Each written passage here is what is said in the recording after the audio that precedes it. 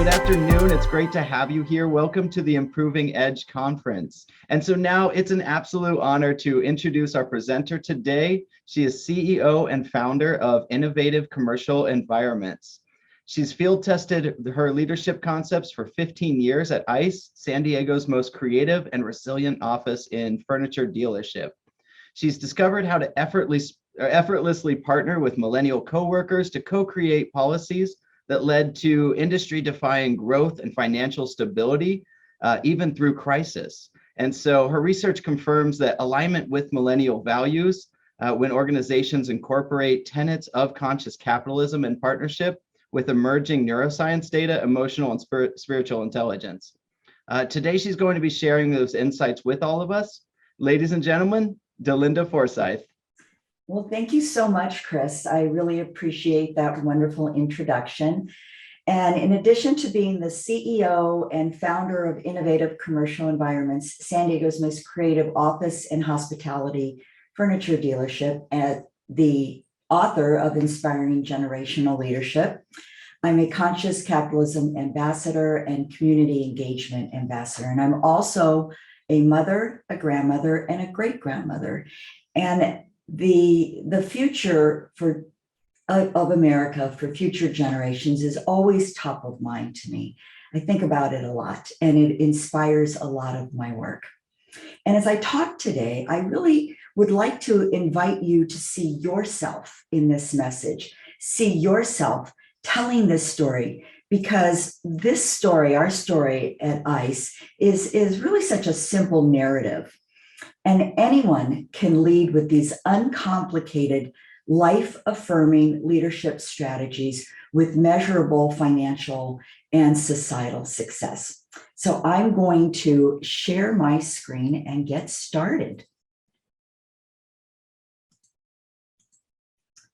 And let me go to the beginning.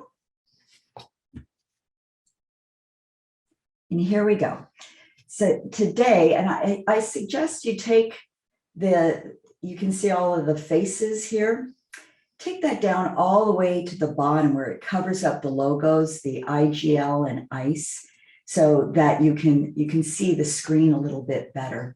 Today, I'm going to talk about the mutuality of generational leadership and how to consciously lead an intergenerational team.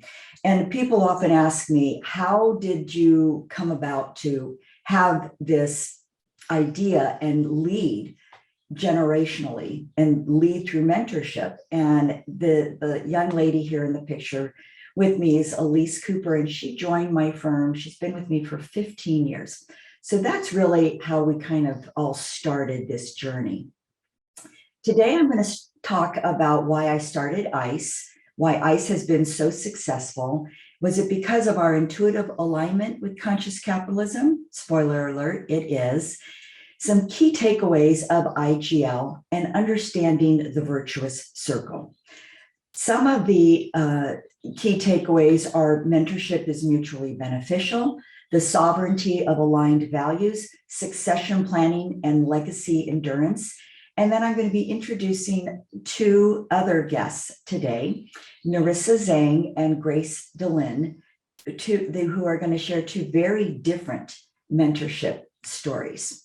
So why did I start ICE? It was in 2006. I started ICE from a spare bedroom when my son was accepted into Georgetown, and I was a single mom, and I knew this was going to be a very long journey unless I took a chance and became an ethical entrepreneur. I had just met my now husband, not even a year before that, and he really encouraged me as well to start this journey as an entrepreneur. I started it because I wanted to help my son achieve his educational aspirations. And as the years went by, I also realized I wanted to create an emotionally safe workplace, one that I had always imagined but never experienced. In the beginning, all I could hire were young women that had little to no workplace experience, women that were willing to take a chance on a startup. And millennials now comprise 75% of the workforce, but right from the beginning, they always comprise the majority of my workforce. and their purchasing ethics are likely the reason for the 50% increase in conscious consumerism. That's a little background on ICE. And in 2019, we had made the Inc. 5000, the 5,000 fastest growing companies in America, 6 times. We've now been on this list 7 times. Our lowest growth was 62%. Our highest growth was 150%. Only 1.2% of US corporations have achieved this kind of incredible growth, consistent growth. No other furniture dealership in the United States has been on the Inc. 5000 7 times. And we continue to grow at this phenomenal rate. And in 2019, it just didn't make any sense. We weren't even aligned with a major product line. We were an independent furniture dealership, so we didn't even have a differentiating product. And that's when I was introduced to Conscious Capitalism, the book, the movement, the theory, the tenets. And I learned that ICE intuitively engages the concepts and the tenets of conscious capitalism. And these tenets reflect and align with the values of younger generations. And why this is so important, especially when you're looking at the Great Resignation right now, is if you don't understand what motivates and inspires your workforce, you're going to have a really hard time attracting and retaining younger workers. And Gen Z, the Gen Z generation, their values are very similar to the Millennial values. So I highly encourage you to learn a little bit more about conscious capitalism, but let me give you a quick overview. There are 4 tenets to conscious capitalism: that the true purpose of a business isn't higher profitability, but higher purpose, and that the true purpose of business is to elevate humanity. And we always felt that way. We always valued our employees. A conscious business also has conscious leadership, a conscious culture, and integrates all their stakeholders. And I don't have time to go through a lot of these tenets, but higher purpose is really my favorite one. And our higher purpose at ICE is creating space to transcend the ordinary. What we do as a company is we create and provide beautiful furniture for our customers so that their spaces transcend the ordinary for their employees and for their customers. But as important to us is the safe emotional space that we create at ICE to transcend the ordinary. And the purpose, in 2012, I actually started to lose my purpose when my son was finished with Georgetown and he had gone on to Cambridge, and he was kind of on his own path now and taking care of himself financially. And I really kind of lost my purpose. And I realized, boy, purpose is really important. And I looked around and I realized I have all these wonderful young women that need a great workplace, and that ICE was providing this great workplace. And I realized in an instant that was my purpose, is to provide this great, safe workplace for my employees to thrive. Recently, the CEO of Deloitte noted that the #1 constraint in running our businesses is the availability of talent. Human capital is the prime source of business value. That's something that we knew intuitively 16 years ago, and that leaders just now are starting to understand how important our company and our employees are. Not our company, our employees are. Cared for people care for people. If you take care of your people, that's why I said this is a very simple story. If you care for people, they're going to care for your customers. This is not anything new. It's just becoming very obvious right now with the Great Resignation that it's more top of mind for leaders. And what's really interesting is that organizations that embrace the principles of conscious capitalism are actually 14 times more profitable than the S&P 500.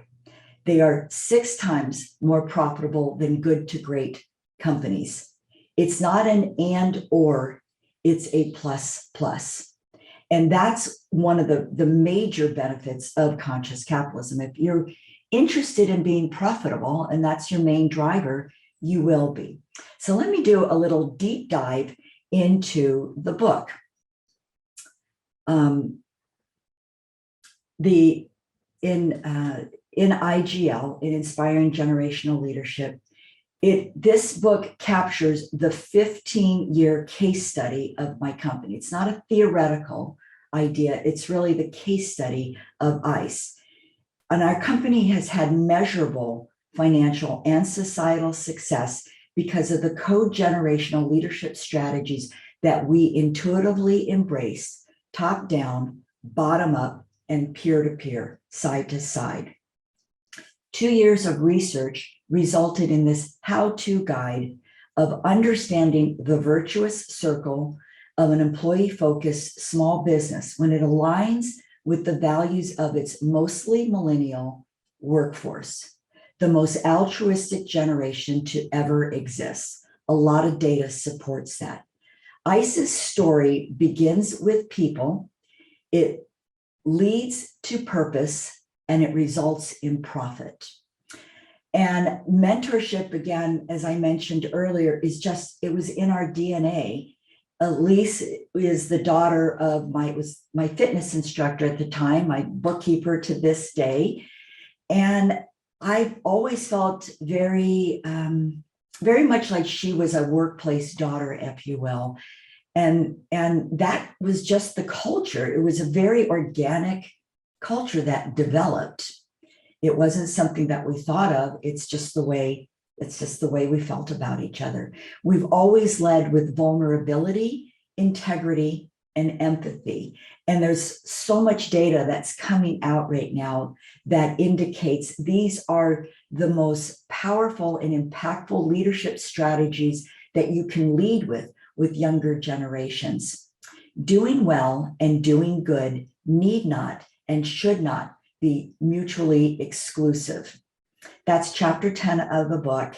And it's an entire chapter, but I'll summarize it, that when you do good things in your community, when you do good things for your employees, for society, it is a virtuous circle. You will do well, likely. There's no guarantee. And that's not the reason that you are a good person and you do good things. It's not so that you do well. It's a byproduct. It's maybe a result, it may not, but it's a really great way to lead, and it creates a phenomenal brand for your company and for your own personal brand. When you do some philanthropic and good things and you help other people out. Keystones are, I talk about keystones throughout my book quite a bit. Keystones are highly networked social connectors. They're people that know other people, and they just connect people. They do it for the good of that individual. And I have a brand of being a keystone. People call me up and they might ask for somebody to date, or they might ask for a landscaper, and they might ask for a contractor or a designer. And I have a reputation in San Diego of really connecting people and taking the time to help people out in their career journey. We have built a culture and a brand of gratitude, engagement, loyalty, and trust. And again, this was intuitive. It's not something that we did intentionally, but it has resulted in having this great brand. And we started by building our culture. We didn't focus on the brand. We didn't even think about our brand. We focused on our culture. We focused on our people. And we created this great culture because we hired consultants. We put a lot of time into it. We have culture warriors. We have a culture committee. We have these events. We celebrate life together. We celebrate birthdays and baby showers. And boy, do we have a lot of baby showers over the years with all those millennials. We're always having, which we call ice babies. I know it's a little bit of a joke. That started, that was really fun. One of the first babies born, she had a little onesie made, and on the back end, it said ice baby. And then everybody had to have an ice baby onesie for their newborns. It was a lot of fun. But that's what we do to develop our culture. Now I'm going to talk a little bit more about why mentorship is mutually beneficial, how the generational values are in alignment with conscious capitalism and succession planning. So let me do a little bit deeper dive on this. Mentorship is mutually beneficial. The mentor learns as much as the mentee.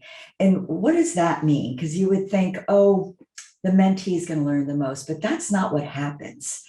I learned so much from partnering with the millennials in my company. And we had all our leaders were millennials.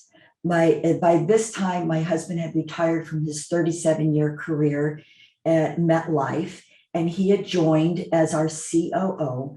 So, and this is Tom back here. But all of our other leaders were in this millennial age bracket, and they had some great ideas. Some of them seemed a little crazy, like work from home in 2015, which we thought was, everybody's just going to be doing their laundry and taking their dog out for a walk. Nobody is going to be working. But we had an employee that had relocated to Arizona, and Elise really wanted to keep her on, and Elise in operations also, both of them wanted to give this a shot. So Tom and I suspended our disbelief that work from home was going to really work, and we allowed this work from home process. And fast forward to 2020, everybody was working from home when they needed to. That was a standard policy for our company. We were absolutely set for that, for COVID when it hit. Another thing that I think is really important is that a culture of mentorship creates a caring, nurturing culture. It creates a sense of belonging, and it improves the feelings of mental well-being. And as you know, a lot of people are talking about mental well-being and how important this is for our employees, for our society, for our children. And when our employees feel great and they feel valued, cared for people, when they feel cared for, they're going to go home and be better parents, better members of society. And I think that was a really important aspect of our culture. In 2021, I was wondering if our culture was still alive. With COVID, everybody was working from home. We weren't having all those great parties. And I was wondering, is it still vibrant? So I submitted to the Inc. magazine Best Places to Work and found out we had 100% engagement, when the average engagement is 30% per Gallup. Aligned values creates very sticky engagement. That's what I learned. And that was a great thing to learn. Now we're coming to my last slide. And there's 2 chapters in IGL, begin with the end in mind. One is on mentorship and one is on succession planning. And succession planning is very critical to corporate sustainability because 99% of US businesses are small businesses. This year, we finalize our purchase sale agreement, and Elise is buying the company from me, and it's likely to finalize this year, perhaps next year. And it's a great feeling to know that the legacy is going to continue on with this young woman who joined my firm in 2008 as a full-time college student. And we really thought it was just going to be a temporary job just to get her through college. And it turns out she has a real skill set for it. in 2020, when COVID hit, both my husband and I are in that age bracket that we thought maybe we shouldn't be going into work, and we were preparing Elise for the succession planning. We've been talking about this for at least 6 years. And from 2020 on to today, Elise has been leading the company 100% with phenomenal success. We actually had an 8% growth in 2020, revenue growth, and we had 0 layoffs. And that's a big deal to us. That's a really big deal because we believe that we're very responsible for our employees. We want to take care of them. Succession planning ensures a smooth transition of ownership. It maximizes enterprise value and founders' yield. It ensures the continuation of the owner's legacy. And for me, my favorite is it inspires the great American entrepreneur, the entrepreneurship and dream. And many of our younger people feel that capitalism is not a positive thing, that it's actually evil. And conscious capitalism kind of turns that narrative on its ear. It sees capitalism in a way that our founding fathers actually visualized capitalism. And they indicated that integrity and ethics were critical for the success of capitalism. So this is really nothing new. This is just kind of capitalism living up to its potential, if you will. Grace DeLinda. And Grace is the daughter of my book publishing and writing coach, Christine Gale. Christine's going to be on this interview as well. And Grace just published her first book, The True Power of Girls. At only 11 years old, Grace is spreading the message of the true power of girls. She's also a keynote speaker. And Christine, in addition to being Grace's mother and a book publishing coach, is a best-selling author herself. She's a keynote speaker. She's a breakthrough strategist, and she's a TV producer. So now we're going to jump to Christine and to Grace.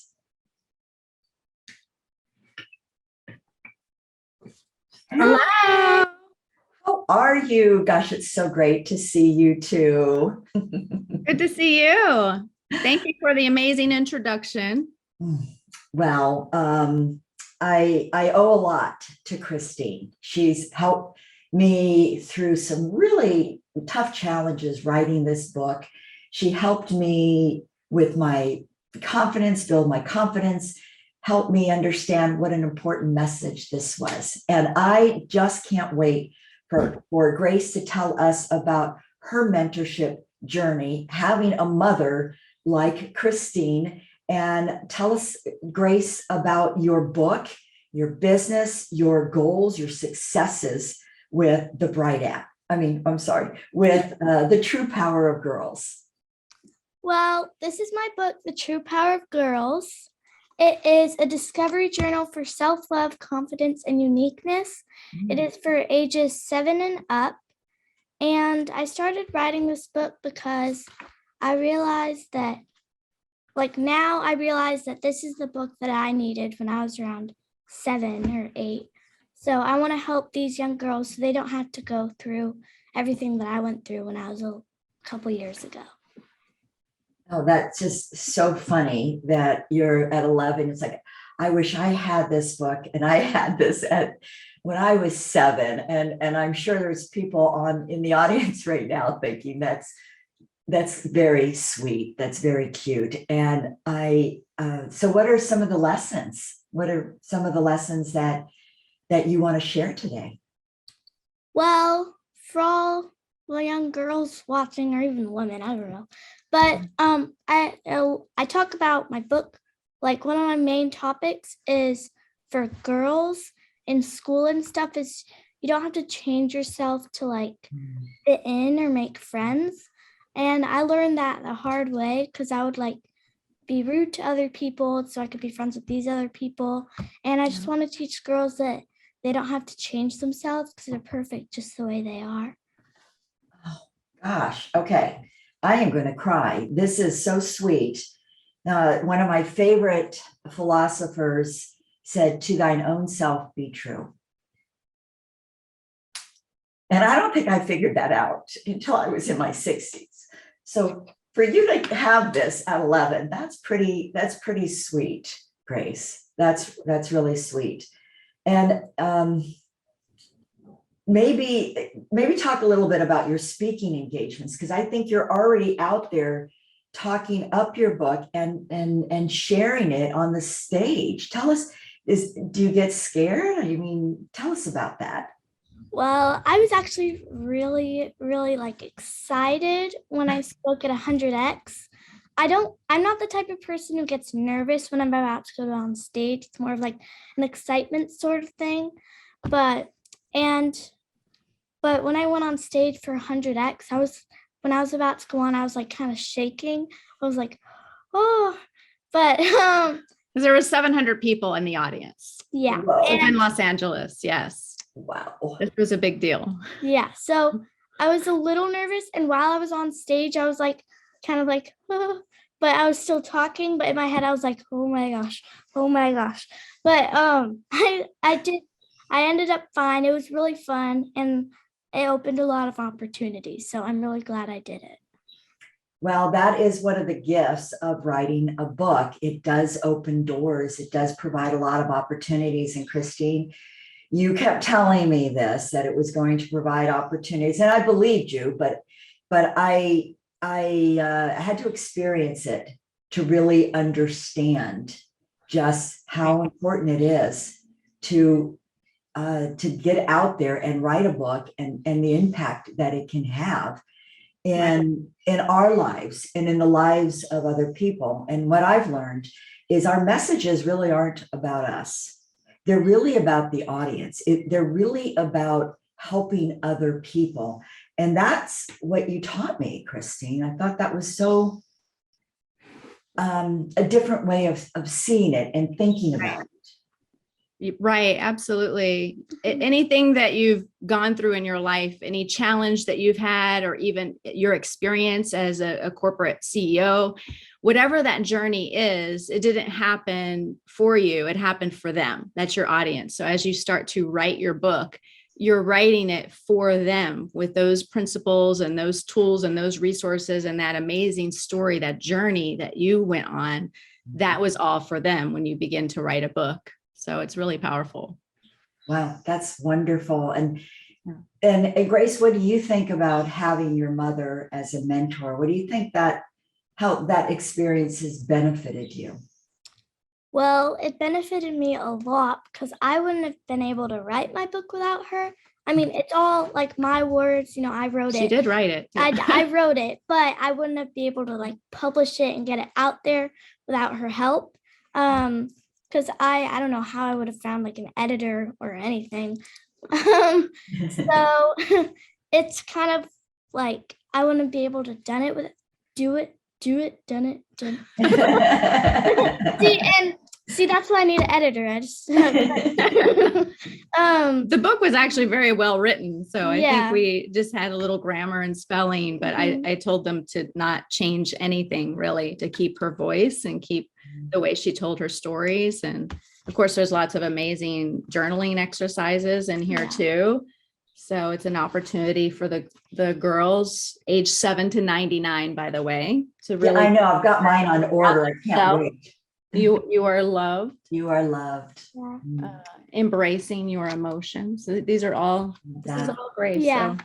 And I wouldn't be able to get, I mean, I might have, but it's hard to get, especially as a kid, it's hard to get, well, for a kid, it's hard to get like speaking engagements too, because I wouldn't have gone to that event if it weren't for my mom.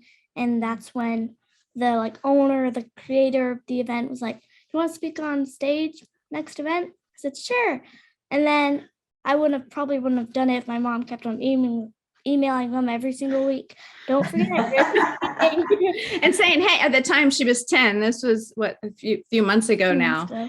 I said, well, 10, she's 10 years old. She actually has a 10-minute speech. So she can carry a speech for 10 minutes. So it's like, they thought maybe, oh, you want to speak for a few minutes. I'm like, no, she's delivering a 10-minute speech. She's had speaking tips from Les Brown, one of the greatest motivational speakers of all time. She's met him. She's picked his brain. She wants to apply his speaking tips. He endorsed my book. He did endorse her book. He's such a sweetheart.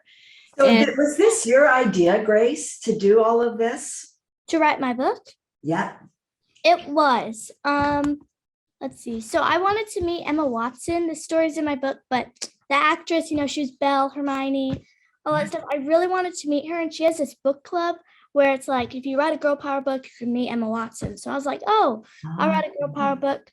But as I grew older, I realized that I'm not just writing a girl power book to meet her, that this is one of my purposes, and this is really going to help people. And that's how I started writing my book. So it was my idea and I wanted to do it. Of course, I took a break off and on, realizing the real true power of girls, because at first I didn't really know what I was talking about.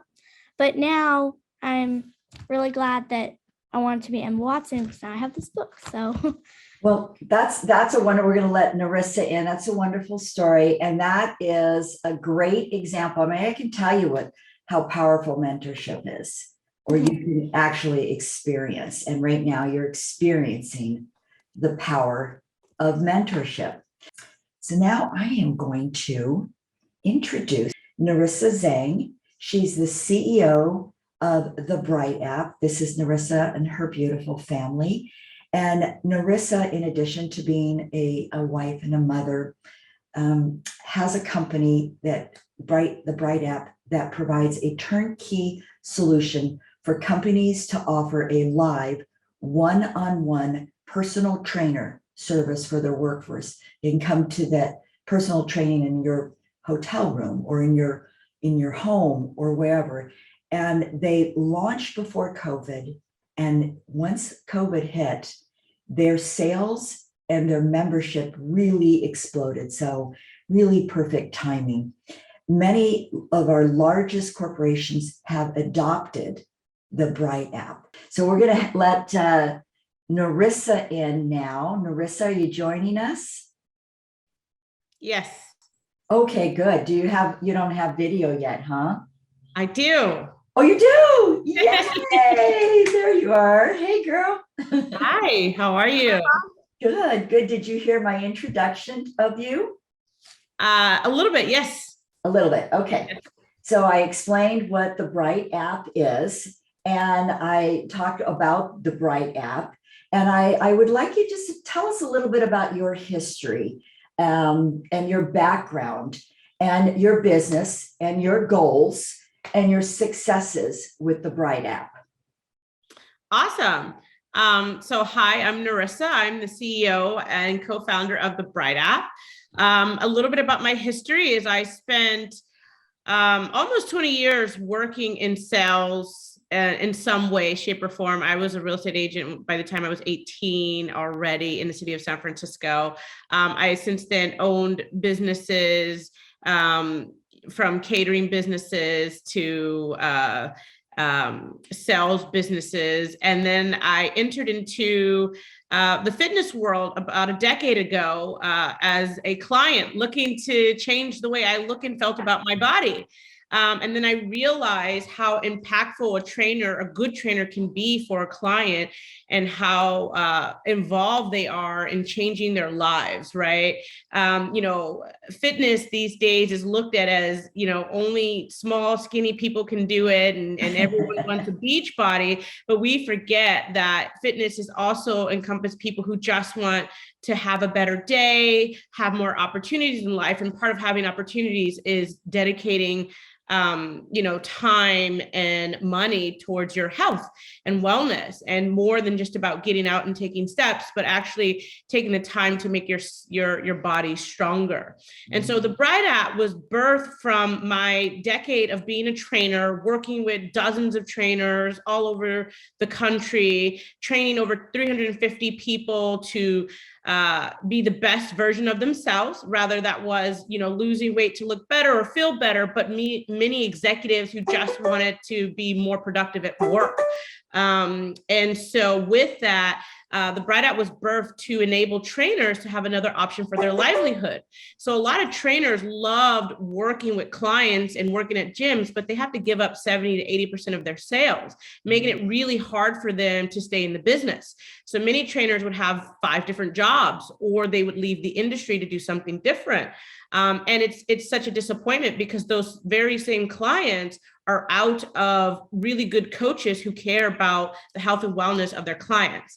And so the Bright App was birthed from that, is how do we enable trainers through technology to actually earn enough money to make a living, right? Technology has always sought out to replace the trainer with AI, but I like to say AI has never lost weight. AI has never dealt with a bad day and decided they didn't want to work out, right?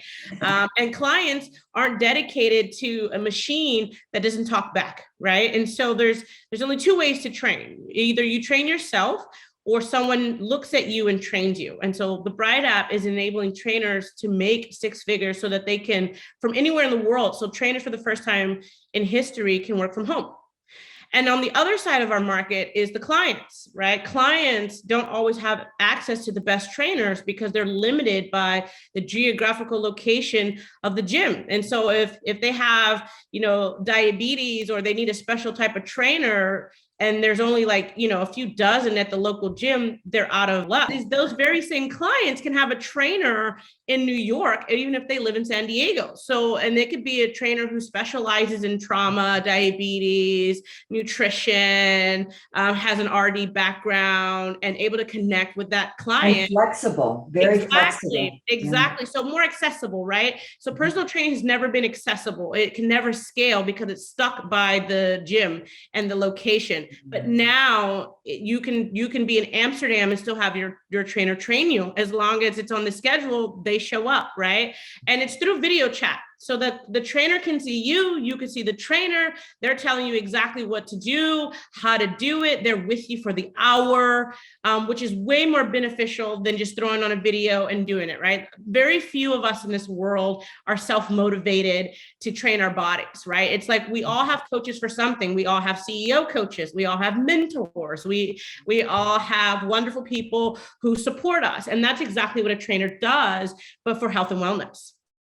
And tell us about your mentorship journey. I've mentored you on and off for, 2 years. Since October. Yeah, almost 2 years.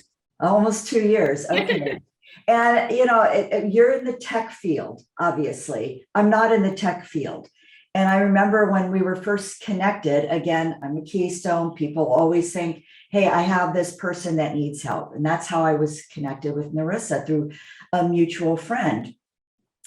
And I didn't think I really could help her. And she talked about making connections. If you make connections for me, that will help. Well, that's what I do, not necessarily in the tech field. So talk about that mentorship journey, whether me or anybody else that you've been mentored by. Mentorship is hugely important, especially for women entrepreneurs. It doesn't matter if we are all in the same field or different fields. And that's because, women aren't taught leadership at an early age like men are.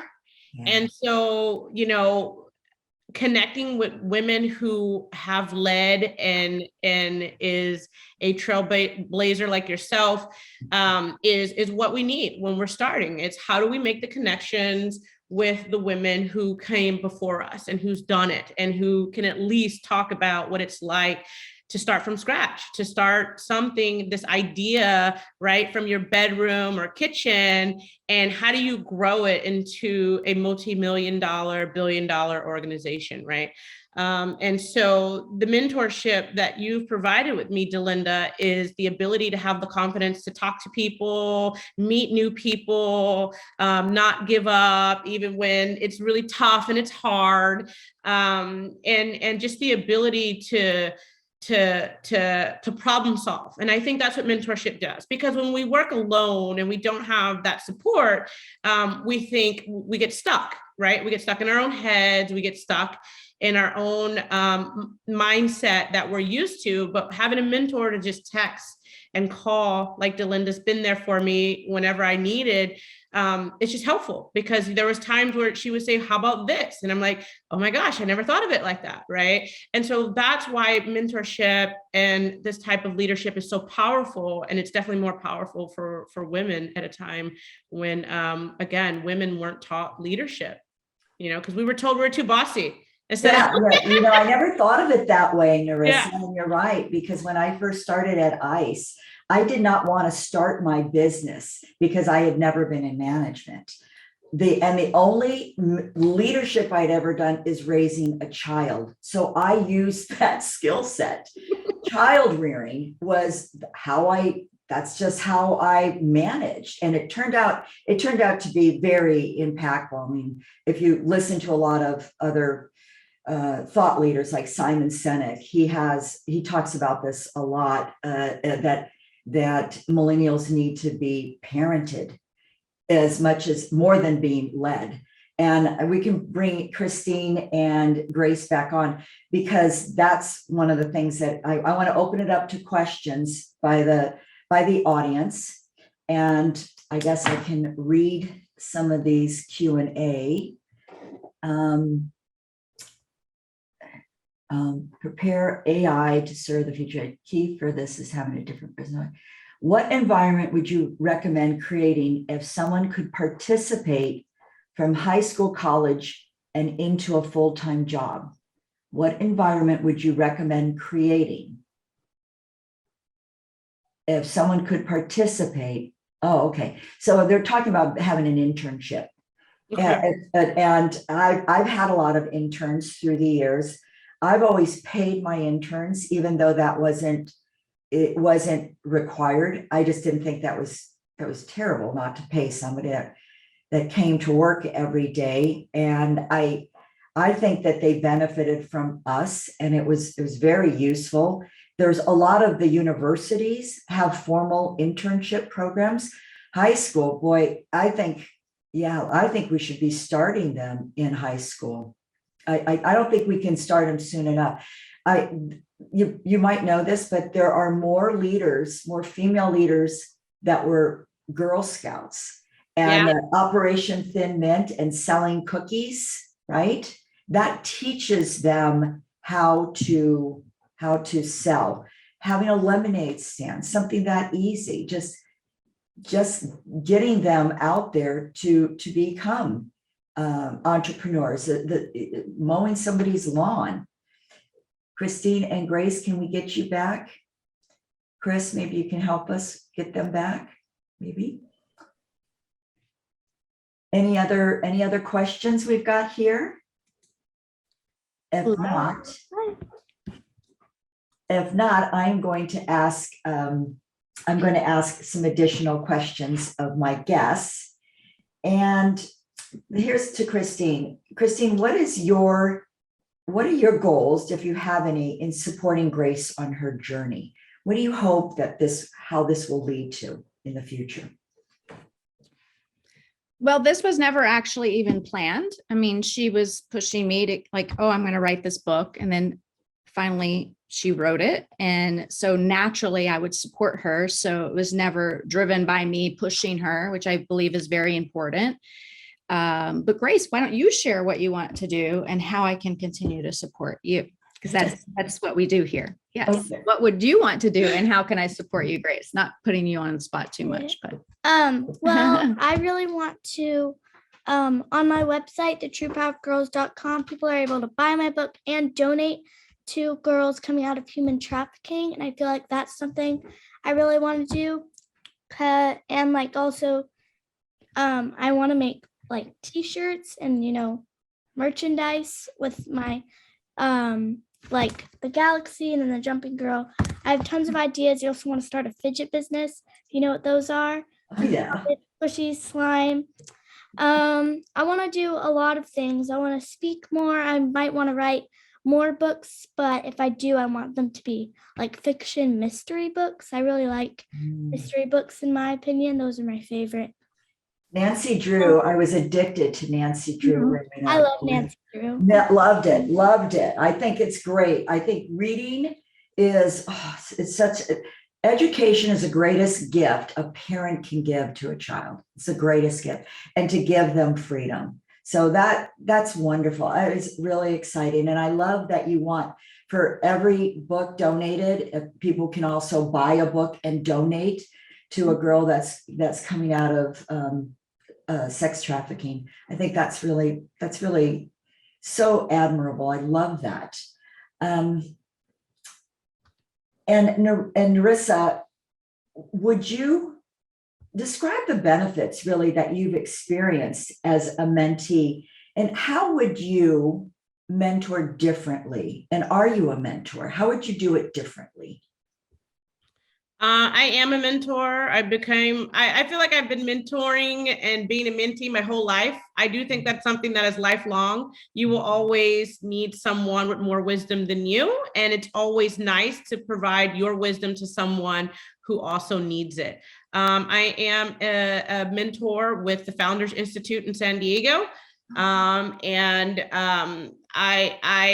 love it. I love being a mentor to both men and women, especially women, with helping them get through whatever their needs are as an entrepreneur. So I mentor entrepreneurs who also run tech companies, or who want to run tech companies, or who are looking to raise money, and just giving them the best advice that was helpful to me, that I got from my mentoring and my experience, my life experience too. I love being a mentee. Like I said, I've been one my whole life. I also was a Girl Scout. So I've always used to go to Camp CEO in Santa Cruz with like 50 CEO women who also used to mentor me when I was a kid. And it's just, those connections are lifelong and they're permanent. And I say, everyone should get a mentor, and everyone should be a mentor. Yeah, I often say that, people say, oh, I don't have time to be a mentor, but I ask you to question that assumption, because I think we all have the time to lift someone else up, to encourage them, to connect with them, even if it's once a quarter. It doesn't have to be a formal thing, and just, ask them, say, hey, how you doing? Is there anything I can do to help you on your career path? Mentoring can be just as simple as that. It doesn't have to be that complicated. And I ask the audience why don't you right now just identify one person that would benefit by you becoming an advocate for them, by coming alongside them. That's maybe one actionable step from today's conversation.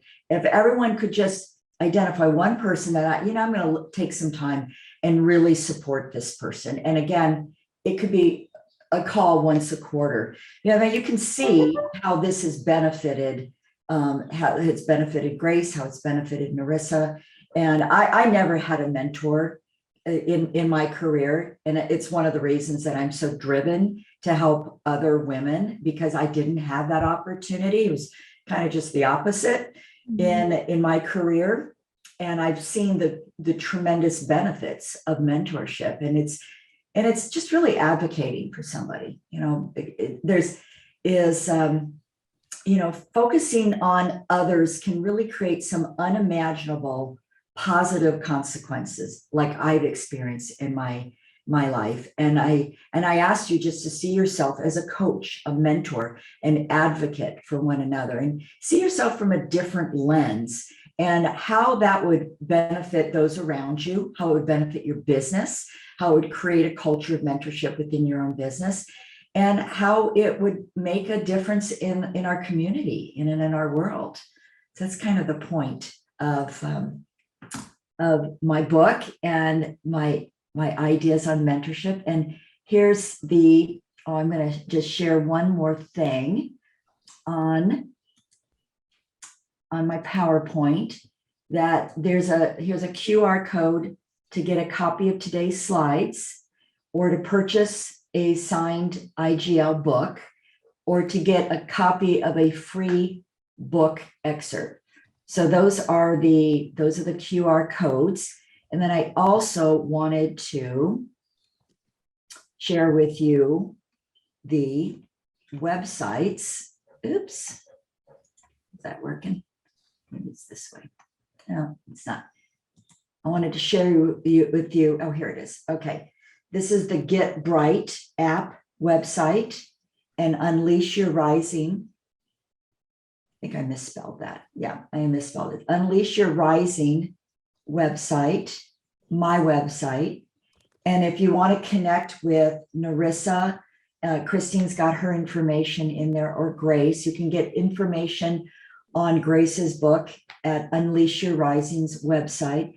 And if you want to, connect with us, I encourage you to do so and learn more.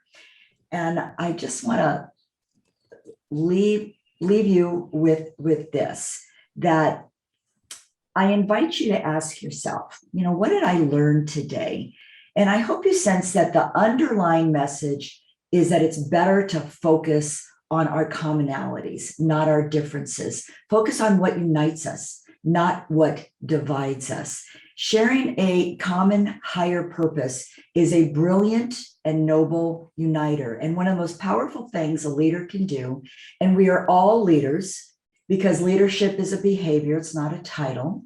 We are all leaders in our homes, in our places of worship, in our HOAs, in our families, in our neighborhoods. One of the most powerful things a leader can do is to create a safe environment where everyone feels taken care of, that we take care of each other, that people belong, and that we elevate each other, and that they are united in a noble purpose. And that's kind of what I just want to leave you all with today. Let me see where we are on time. Our time, it's 10:59. Any other comments, ladies, or anything from the audience? I just shared in the chat box, if anyone would like mentorship for writing, publishing, there's a blueprint there. And Grace actually has her own website. So I shared that in the chat box as well, thetruepowerofgirls.com. You can go on and watch her 10-minute speech that was inspired by mentorship by Les Brown. And it's a Les Brown type speech with standing ovation. I think you all would be very impressed. And so if you're looking for a speaker, she's your girl. When I was at Improving in Alpharetta, I talked about your book, Grace, and there was one of the gentlemen that I met has two young girls, and he said, I got to get this book because I think he has one of his daughters is having some challenges, and as we know, it's hard being a young person now, especially with social media. And if we can support our young girls and improve their confidence and build them up, that they're going to have healthier lives. So yeah. And Narissa, what would you like to end with? Everyone can mentor anyone, even if it's just a few nice words, text, email, once in a while, weekly, monthly, whenever you have time. And even if sometimes, if I haven't talked to DeLinda in months, I can still text her and we can still pick up where we left off. And that's way more powerful than people think. Yes. And just to leave you with this too, is that just by having them on today, that was advocating for them. That's how simple it is. It doesn't have to be complicated. Thanks for inspiring us all, DeLinda. Thank you. Thanks so much. Have a great day. Thanks for putting this together. Thanks, Christina. Bye now.